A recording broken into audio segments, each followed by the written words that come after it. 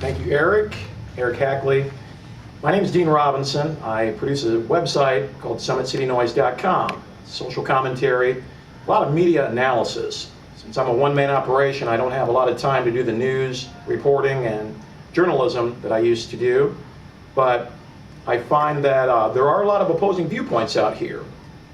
And it is, I feel like it's kind of my duty or my job or maybe a passion to analyze some of these differences of opinions. So even when Eric Hackley and I get together, it's been an ongoing partnership for several years now.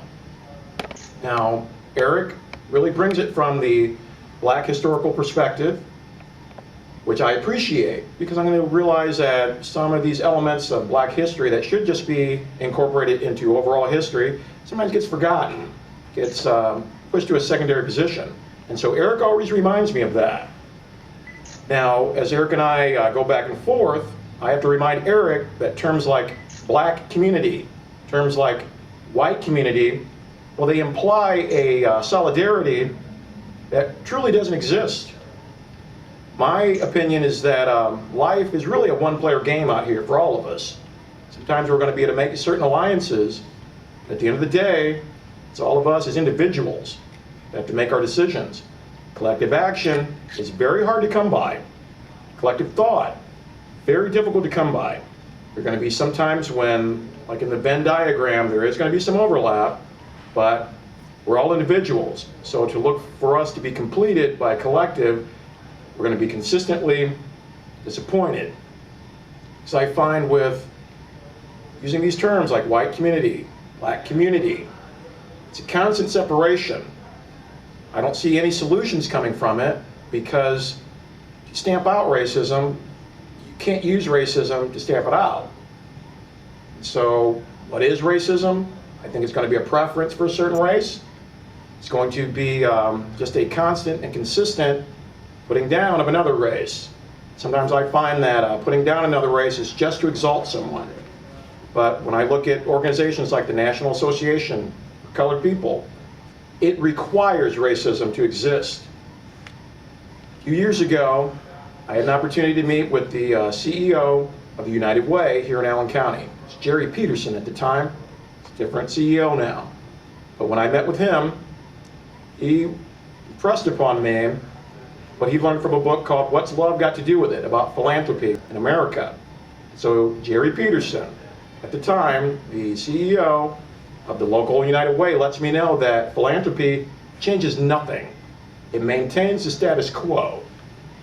And so I found that shocking from a guy working at the United Way, collecting all this cash, distributing it to these various charities, well, about 45% of that money that they collect, but he's going to let me know philanthropy merely maintains the status quo. There's always going to be poor among us. There's always going to be the needy among us. It's just going to be up to us as a society or as just a people to take care of them. But nonetheless, all these efforts, they change nothing. I'm going to find with the NAACP, National Association for the Advancement of Colored People, it's right there in the name. The goal is to advance colored people. I'm going to find people that's just another brand of racism, whether you like it or not. So, as Eric and I go back and forth on this, I have to appreciate Eric Hackley for producing these forums to bring in all these different points of view. Because as a society, you're going to have to incorporate all this stuff. People are going to have to work together. You're going to realize, well, not everybody's going to be on the same page. You can have certain collectives, but that requires giving up yourself. It requires giving up your individuality so that you can meld into a group and then do what the group wants. I think that's a long road. I don't know how that works.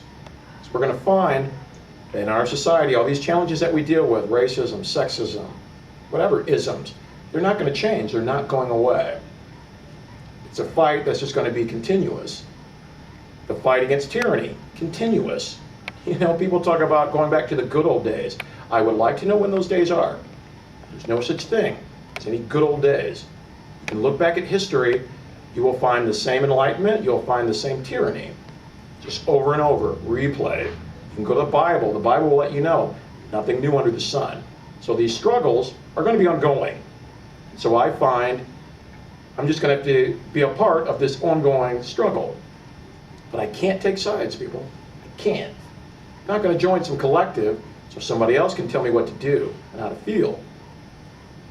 This recent ruling in Indiana regarding this same-sex marriage. Can get married, can't get married. This kind of stuff doesn't threaten me. Not worried about it. Not worried about heterosexual marriage going away. But I do believe this LGBT community is just part of a broader community. People can deny it as long as they want. But part of this broader community. The struggle for human rights is going to continue. When it stops, it's game over. It'll be a restart to our whole universe. So this back and forth, not going to stop, not going to go anywhere. So it's going to be up to us to decide where we're going to stand in this struggle. We can stand in a collective. For me, I'm going to stand on my own. I will align with people where it makes sense. You know, it's going to be Frost Illustrated. Last year, Edward Smith going on a public campaign complaining about how the black community is not supporting this black-owned paper.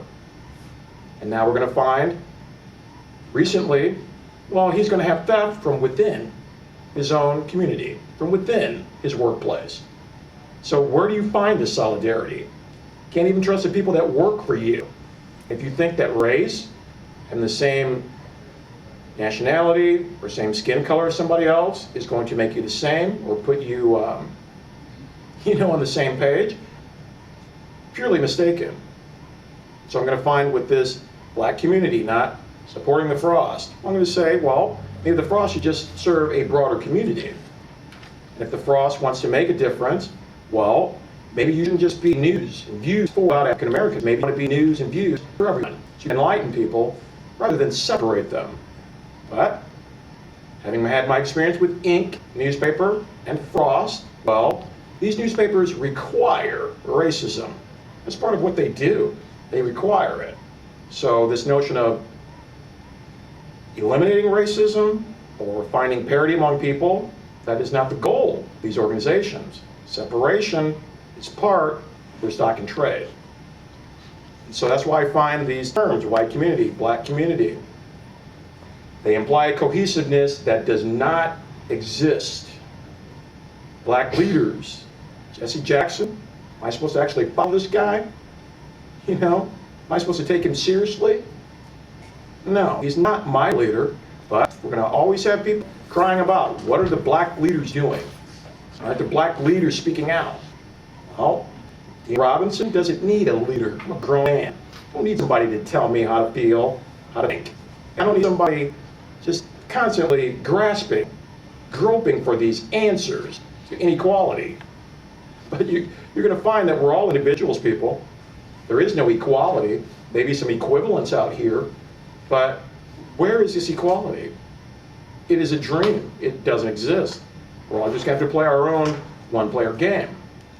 Make alignments where they make sense.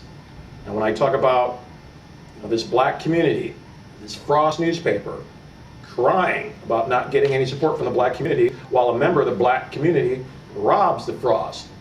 Well, with my website, Summit City Noise, 100%.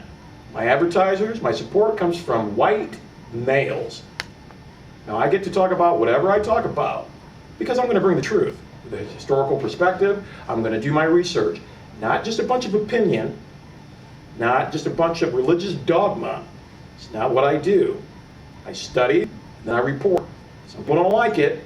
They can argue with me, they can call me names, whatever it takes. But can't really fight the truth. So the truth is, Dean Robinson able to talk about white supremacy, to talk about slavery and genocide, just waged by guys like George Washington and Anthony Wayne. I completely get it. But we're individuals out here. And that's why Summit City Noise bringing this truth, getting no support from this black community. I try to align with Frost. They don't want the kind of truth that Dean Robinson brings, because Dean Robinson may criticize media, may criticize the need for racism that some of these organizations are going to present. So this notion of a black community, well, you have individuals out here. They're going to have differing points of view. A guy like Hackley not afraid of those points of view, because he's going to realize there are movers and shakers out here, people who are going to do things. And with Eric, whether we agree 100% or not on everything, I'm going to back Eric 100%. Whether we agree or not, doesn't matter, because I know he brings the truth. It's going to be from a certain perspective, because he's a specialist, specializing in this Black history, specializing in this Native American history here. Very pertinent stuff. So that's what brings me together with Eric, his love for history, his passion for sharing it and showing its relevance right now. But in terms of collective thought, it's not where you're going to find the truth. You're going to find it with your own individual thoughts, wherever you stand. But you will find it's going to make sense from time to time to make certain alliances, to make certain allegiances. But it's not going to be clearly drawn around these gender lines, or racial lines, or even religious lines. You're going to join forces when the cause makes sense. I believe I've gone on enough here. I think you guys know where I stand. Eric, is there anything else you wanted me to address? Yes.